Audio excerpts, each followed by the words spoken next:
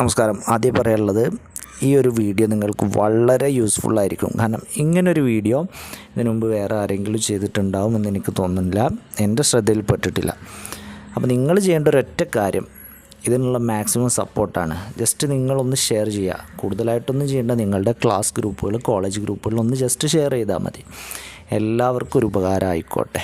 നമ്മളെ മലയാളികളുടെ ഒരു പ്രശ്നമാണ്, മറ്റുള്ളവർക്ക് എന്തെങ്കിലും ഇതിന്ന് എനിക്കെന്തെങ്കിലും ബെനിഫിറ്റ് കിട്ടുമെന്നായിരിക്കും ചിലപ്പോൾ ചില ആളുകൾ ചിന്തിക്കുന്നത്. അപ്പം നിങ്ങളൊന്ന് ഷെയർ ചെയ്ത് കൊടുക്കുക മാത്രം ചെയ്യുക. ഓക്കെ, ജസ്റ്റ് അപ്പം നമുക്ക് പറയാം. അപ്പോൾ വാല്യുവേഷൻ കഴിഞ്ഞു, ഏകദേശം ചില വിഷയങ്ങളുടെ കഴിഞ്ഞു. മലയാളം, ഇംഗ്ലീഷ് പോലെയുള്ള സബ്ജക്റ്റുകളൊക്കെ അടുത്ത ആഴ്ചകളിലാണ് കഴിയുക. ഇത് ഈ ഒരു സെമസ്റ്ററിന് മാത്രമല്ല, ബാക്കി എല്ലാ സെമസ്റ്ററിനും ഇതൊരു ബാധകമാണ്. നമ്മൾ വീഡിയോ നീട്ടിക്കൊണ്ടു പോകുന്നില്ല കേട്ടോ. അപ്പോൾ ഈ ഒരു ആൻസർ കീ വെച്ചുള്ള ഒരു ചെറിയ വിശകലനം, ആൻസർ കീയിലുള്ള മുഴുവൻ കാര്യമൊന്നും പറയുന്നില്ല, പക്ഷേ ആൻസർ കീ വേണമെങ്കിൽ നമുക്ക് പ്രൊവൈഡ് ചെയ്യാം. അപ്പം ശ്രദ്ധിക്കേണ്ടത്, ഇതിൻ്റെ ബേസിലുള്ള ഒരു വിശകലനവും നിങ്ങൾ വരുത്തുന്ന കോമൺ മിസ്റ്റേക്കുകളാണ് ഈ ഒരു വീഡിയോയിൽ ഉദ്ദേശിക്കുന്നത്.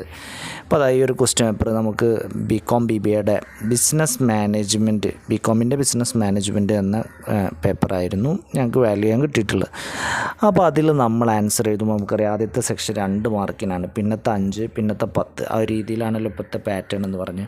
അപ്പോൾ ഇതിൽ കുറേ 2 മാർക്കിൻ്റെ കുറേ ക്വസ്റ്റ്യൻസ് ഉണ്ട്. നമുക്കറിയുന്ന പോലെ 15 ക്വസ്റ്റ്യനിൽ നമുക്ക് സീലിംഗ് അടക്കം മാക്സിമം എഴുതി കഴിഞ്ഞാൽ 25 മാർക്കോളം കിട്ടും.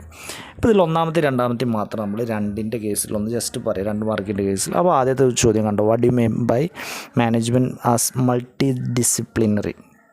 അപ്പോൾ ഇതിൽ നിങ്ങൾ എഴുതേണ്ട 2 മാർക്കാകുമ്പോൾ നമുക്ക് എഴുതേണ്ട ഒരു കാര്യം എന്ന് പറഞ്ഞാൽ 4 സെൻറ്റൻസെങ്കിലും എഴുതി കഴിഞ്ഞാൽ നമുക്ക് 2 മാർക്ക് കിട്ടും. പിന്നെ ചില ആളുകളുണ്ട് 1 പേജ് 1.5 പേജൊക്കെ 2 മാർക്കിന് എഴുതുന്നത്. വളരെ പൊട്ടത്തെറ്റാണ്. പൊട്ടത്തരം മീൻസ് നിങ്ങൾ എന്തിനാ വെറുതെ ആവശ്യമില്ലാതെ ടൈം അതിന് കളയുന്നു. അതിന് മാർക്ക് കിട്ടുമെന്നുള്ളതല്ല. 4 സെൻറ്റൻസ് മാക്സിമം 5 സെൻറ്റൻസ് ചെയ്ത് നമുക്ക് 2 മാർക്ക് കിട്ടും. പിന്നെ ആ ടൈം നിങ്ങൾ അവിടെ കളയേണ്ട ആവശ്യമില്ല. ബാക്കിയുള്ള എസ്സേ, ഷോർട്ട് എസ്സേക്കൊക്കെ അത് ഉപയോഗിച്ചൂടെ? അത് നമ്മൾ ശ്രദ്ധിക്കേണ്ട കാര്യം. അപ്പോൾ ഇതിൽ വേണ്ട ഈ ഒരു പോയിൻ്റ് കണ്ടോ, ഇതിൽ മൾട്ടി ഡിസിപ്ലിനറി എന്ന് പറഞ്ഞു കഴിഞ്ഞാൽ പല സബ്ജക്റ്റുകളുണ്ട്. Sociology, anthropology, economics, ecology, statistics. ഇതൊരു BCOമിന് മാത്രം ബാധകമല്ല കേട്ടോ, കോമൺ ആയിട്ട് എല്ലാവർക്കും കൂടി ഉള്ളതും കൂടിയാണ് ഇവിടെ ഡിസ്കസ് ചെയ്യുന്നത്. ഞാൻ BCOM ആയതുകൊണ്ടാണ് ഇങ്ങനെ പറയുന്നത്. അപ്പോൾ ഈ ഒരു പോയിൻ്റ് കണ്ടു കഴിഞ്ഞാലാണ് നമുക്കവിടെ 2 മാർക്ക് കിട്ടുന്നത്. ഈ ഒരു പോയിൻ്റ് കണ്ടിട്ടില്ല, നിങ്ങൾ വേറെ എന്തൊക്കെ എഴുതിയാലും നമുക്ക് അങ്ങനെ 2 മാർക്ക് പൂർണ്ണമായി കിട്ടണമെന്നില്ല. അതുമായി ബന്ധപ്പെട്ട് എന്തെങ്കിലും റിലേറ്റ് ആയിട്ട് വരുമ്പോൾ നമുക്ക് 1 മാർക്ക് ചിലപ്പം കിട്ടാം. തീരെ ബന്ധമില്ലാതെ എഴുതി കഴിഞ്ഞാൽ മാർക്ക് തന്നെ കിട്ടണമെന്നില്ല. നിങ്ങൾ എത്ര എഴുതിയിട്ടും കാര്യമില്ല എന്നുള്ള കാര്യം ആദ്യം മനസ്സിലാക്കുക.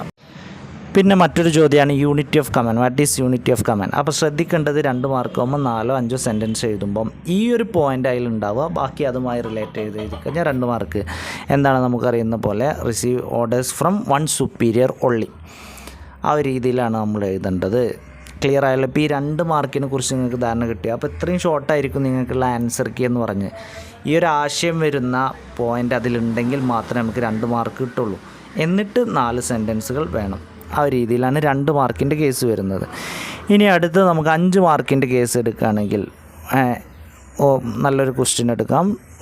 ഡിസ്കസ് മാനേജ്മെൻറ്റ് ആസ് പ്രൊഫഷൻ എന്ന് പറഞ്ഞിട്ടുള്ള സംഭവമുണ്ട്, അല്ലെങ്കിൽ ഫീച്ചേഴ്സ് ഓഫ് MBO, ആ ഒരു പോയിൻ്റ് എടുക്കാം. നമുക്ക് ഡിസ്കഷൻ എളുപ്പം വേണ്ടിയിട്ട് ഫീച്ചേഴ്സ് ഓഫ് MBO. അപ്പോൾ നമ്മളിവിടെ കണ്ട ആൻസർ കീ നിങ്ങൾക്ക് കൊടുത്തിരിക്കുന്നത് MBOയുടെ ഫീച്ചേഴ്സ് കൊടുത്തിട്ടുണ്ട്, ഒബ്ജക്റ്റീവ്സുമായി ബന്ധപ്പെട്ട എംഫസൈസ് അല്ലേ, അതേപോലെ റിവ്യൂസ്, പെർഫോമൻസ് പീരിയോഡിക്കലി, ഇങ്ങനെ കുറച്ച് കാര്യങ്ങൾ. അതേപോലെ തന്നെയാണ് 19th question, advantages of performance management. അപ്പോൾ നമുക്ക് പോയിൻറ്റുകൾ കൊടുത്തിട്ടുണ്ട്. ചോദ്യം, ഈ പോയിൻറ്റുകൾ മാത്രം കണ്ടു കഴിഞ്ഞാൽ മാർക്ക് കിട്ടില്ല, പക്ഷേ ഈ പോയിൻറ്റുകൾ വേണം. ഈ പോയിൻറ്റുമായി ബന്ധപ്പെട്ട അതുമായി മറ്റുള്ള മീനിങ് ആയാലും മതി. ഇപ്പോൾ പല ടെക്സ്റ്റുകളിലും പോയിൻ്റ് പല രീതിയിൽ പറയുമല്ലോ അല്ലേ. ഇപ്പോൾ ഫ്ലെക്സിബിൾ എന്ന് പറഞ്ഞു കഴിഞ്ഞാൽ നമുക്കറിയാം, ആ ഒരു മീനിങ് വരുന്ന വാക്കായാലും മതി, കുഴപ്പമില്ല.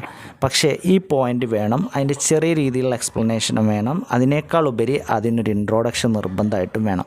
ഇപ്പോൾ MBO എന്ന് പറഞ്ഞു കഴിഞ്ഞാൽ എന്താണ് എന്നുള്ളത് 2-3 സെൻറ്റൻസിൽ എഴുതിയിട്ട് ഫീച്ചേഴ്സ് കൊടുത്തു കഴിഞ്ഞാൽ നമുക്ക് ആ ഒരു മാർക്ക് എന്ത് ചെയ്യാൻ കിട്ടുന്നതാണ്. അപ്പോൾ 5 മാർക്ക് ക്വസ്റ്റ്യനാണ്. ഏകദേശം 1 പേജെങ്കിലും, ഒരു പുറം, ഒന്നേക്കപ്പുറം എഴുതി കഴിഞ്ഞാലാണ് നമുക്ക് ആ ഒരു 5 മാർക്കിൻ്റെ ഒരു രീതി. ഓക്കെ, അപ്പോൾ ഏകദേശം ഈ ഒരു ഭാഗത്തു നിന്ന് വരുന്ന പോയിൻ്റ് മനസ്സിലായി. നിങ്ങൾ വരുത്തുന്ന മിസ്റ്റേക്കും കാര്യങ്ങളൊക്കെ നമ്മൾ പറയും കേട്ടോ. ഇനി അതുപോലെ തന്നെ മറ്റൊരു ക്വസ്റ്റ്യൻ, 22ാമത്തെ question, Maslow's need hierarchy theory എന്ന് പറഞ്ഞത്. അപ്പോൾ അങ്ങനെ ഒരു ക്വസ്റ്റ്യൻ വരുമ്പോൾ നമ്മൾ എന്ത് ചെയ്യണം, ആദ്യം എന്താണ് മാസ്ലോസ് നീഡ് ഹയറാർക്കി തിയറി, ആ നീഡ്സുകളൊന്ന് ക്ലാസിഫൈ ചെയ്ത് വേണമെങ്കിൽ ആ ഒരു ട്രയാങ്കിളൊക്കെ വരച്ചിട്ട് നമുക്ക് ആ നീഡ്സുകൾ എഴുതുകയും പിന്നെ എക്സ്പ്ലനേഷൻ കൊടുത്തു കഴിഞ്ഞാൽ ഫുള്ള് മാർക്ക് നിങ്ങൾക്ക് കിട്ടും, എവിടെയും പോവില്ല.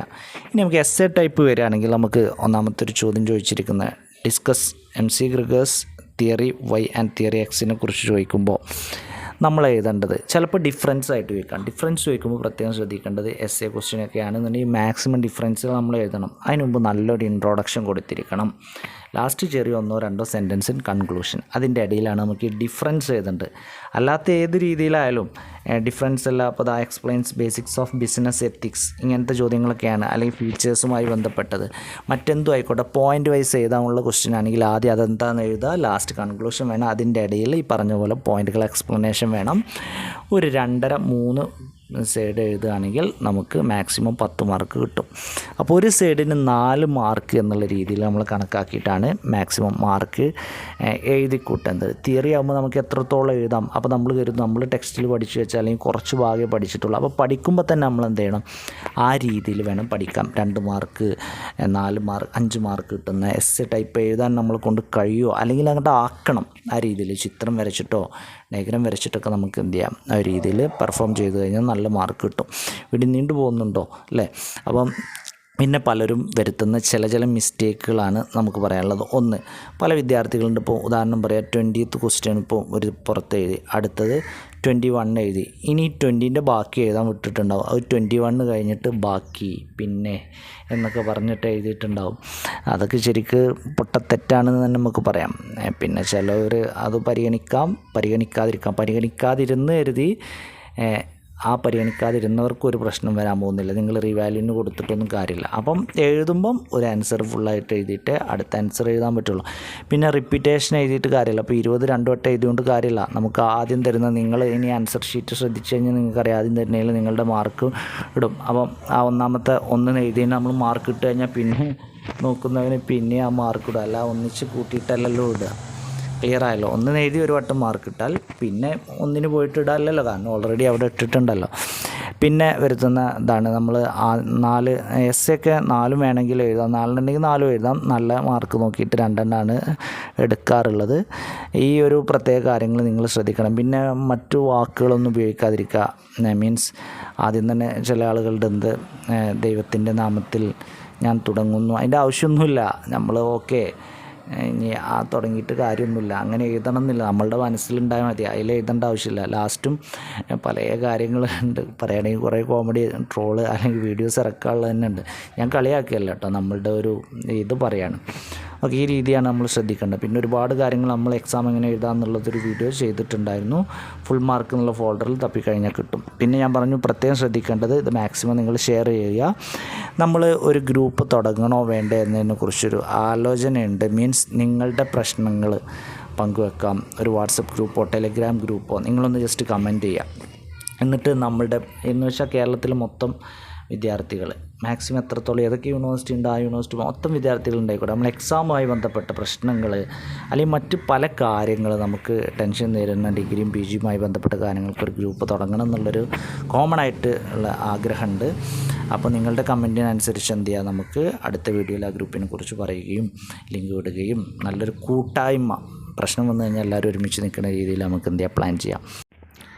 അപ്പോൾ ഞാൻ പറഞ്ഞ പോലെ എല്ലാവർക്കും ഈ ഒരു വീഡിയോ ഉപകാരമായി കാണുമെന്ന് കരുതുന്നു. നിങ്ങൾ ജസ്റ്റ് ഒരു കാര്യം ചെയ്യുക, നിങ്ങളുടെ കോളേജ് അതുപോലെ ക്ലാസ് ഗ്രൂപ്പുകളിലേക്ക് ജസ്റ്റ് ഷെയർ ചെയ്ത് കൊടുക്കുക കേട്ടോ.